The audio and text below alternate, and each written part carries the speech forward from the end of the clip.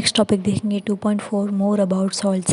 यानी कि हमने यहाँ पे एसिड और बेस के बारे में तो हमने जान लिया। अब हम कुछ सॉल्ट्स भी देख लेते हैं। हमने यहाँ पे प्रीवियस सेक्शन में हमें सॉल्ट के लिए थोड़े से रिएक्शंस वगैरह दिए गए थे, प्रॉपर्टीज़ और यूज़फुल। अब हम इसे लेंथ में देखेंगे। 2.4.1 फैमिली ऑफ सॉल्ट, इसके लिए हमें एक एक्टिविटी दी गई है। 2.13 right the chemical formula of the salt given below. हमें सॉल्ट के लिए इन सब के केमिकल फार्मूलाज हैं वो हमें लिखने हैं, जैसे कि potassium sulphide, sodium sulphide, calcium sulphide, magnesium sulphide, copper sulphide, sodium chloride, sodium nitrate, sodium carbonate and aluminium chloride. लेकिन इन सब के लिए हमें यहाँ पे सॉल्ट के बेसिस के ऊपर इनके जो फार्मूला है वो हमें यहाँ पे पुट करने हैं। जैसे कि अगर हम एग्जांपल ले तो हम एक फार्मूला जैसे कि पोटेशियम सल्फाइड, तो इसके लिए हम फार्मूला पुट करेंगे K2SO4। K2SO4 हमारे लिए यहाँ पे पोटेशियम सल्फाइड के लिए फार्मूला है, केमिकल फार्मूला, जिसे हम एसिड बेस पे लगा सकते हैं। इस तरीके से हमें यहाँ पे सारे फार्मूलाज यहाँ पे पुट कर देने हैं। नेक्स्ट हम करेंगे identify the acid and base from which the above salt में बी ऑब्टेन। इसमें से हमें आइडेंटिफाई करना है कि एसिड और बेस का जो सोल्यूशन है, हमें यहाँ पे जितने भी सॉल्ट्स के सब्सटेंस को ऑब्टेन है, कैसे ऑब्टेन होंगे।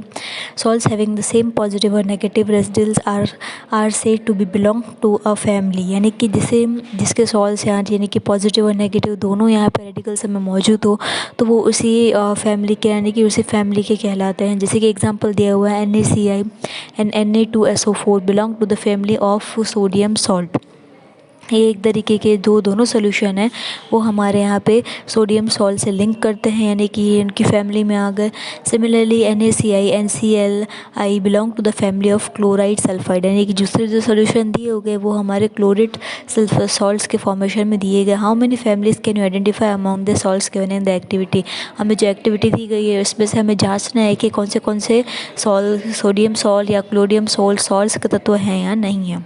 2.4.2 pH ऑफ सॉल्ट। pH हम सॉल्ट्स का हम किस तरीके से मेजर करते हैं, इसके लिए हमें एक्टिविटी दी गई। Collect the following salt sample. हमें यहाँ पे सॉल्ट के जो सैंपल है, नमक के सैंपल है, वो कलेक्ट करना है। ऐसा नमक जिसमें यहाँ पे सोडियम क्लोराइड की मात्रा हो, पोटेशियम नाइट्रेट हो, दूसरा third aluminium chloride, zinc sulphide, copper sulphide, sodium एट्रिक, sodium carbonate and sodium hydrogen carbonate. ये सारी चीज़ें हमें अवेलेबल करनी है। So other salts available can be taken, यानी कि हम इसके सोल्यूशन के लिए हम इसे इस्तेमाल कर सकते हैं। Check the solubility on water. अब इसे इन सॉल्यूशंस को हमें पानी में डाल के देखना है कि कितनी तेज़ी से घुलते हैं। Check the action of this pH level. Litmus paper की हेल्प से हमें इसे जो pH लेवल है वो हमें इसका फाइंड करना है।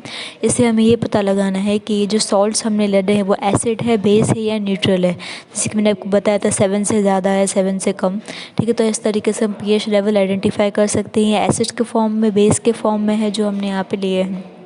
ये सारे ऑब्जर्वेशन हमें यहाँ पे नीचे टेबल दी गई है, इसे यहाँ पे नोट कर लेना है। Salts of a strong acid and a strong base are neutral with pH level of 7। यानी कि pH लेवल अगर 7 दिखा रहा है तो यहाँ पे वो एसिड भी स्ट्रॉन्ग होगा और बेस भी, न्यूट्रल वैल्यू सारी चीज़ें इसकी स्ट्रॉन्ग फॉर्मेशन में होंगी। On the other hand salts of a strong acid and a weak base are acid with pH level, यानी कि अगर 7 से कम होगा तो ये वीकनेस उसकी दिखाएगा और अगर 7 से ज़्यादा होगा तो इसकी स्ट्रॉन्ग प्रोसेस में दिखाएगा। एंड दोज बेसिक वीक है acid are base in nature which pH level more than 7 होगा तो इसी तरीके से स्ट्रॉन्ग बेस स्ट्रॉन्ग दिखाएगा और एसिड का फॉर्मेशन है वो वीक दिखाएगा। इस तरीके से हम यहाँ पे जो सॉल्यूशन है वो जनरेट कर सकते हैं। यानी कि हमें यहाँ पे जो फैमिली ऑफ सॉल्ट्स है, यहाँ pH वैल्यू है, इस तरीके से फॉर्मेशन में हम डिटरमाइन वैल्यूज़ को कर सकते हैं।